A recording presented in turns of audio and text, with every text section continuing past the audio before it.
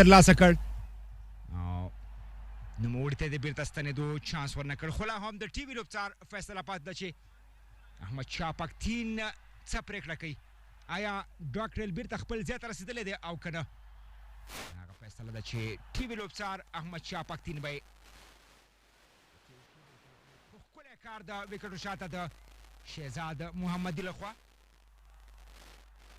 بال بهر روانو د ډاکټر څخه خو تر اوسه پورې فیصله نشي دغه انګل کې به ښایي دغه زاویه کې ښایي د پښتین پرېکړه څه نه څه اسانه شي بالکل آوټ دی جورج ډاکټرل او د بلبرني ملګرتیا دلته نبي ساحل په یو بهترینه بال باندې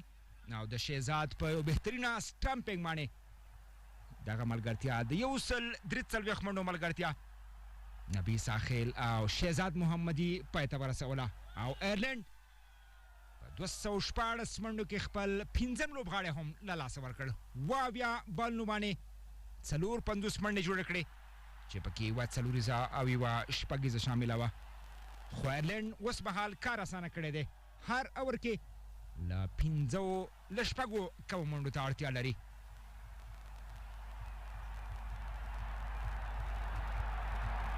سټامپ آوټ شو ډاکټرل شهزاد محمدي نبي ساحل په بال باندې بهترینه سټامپ وکړ نو ډاکټرل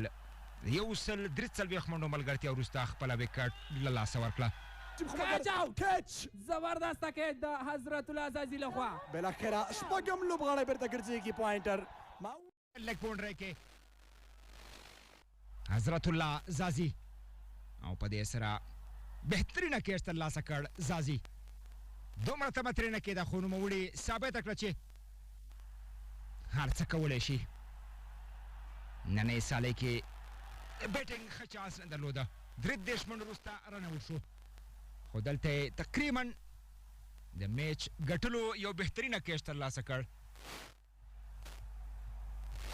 پوینټر د 3 بالونو لوبولو وروسته په 0 خپله وکټ له لاسه ورکړه میک براین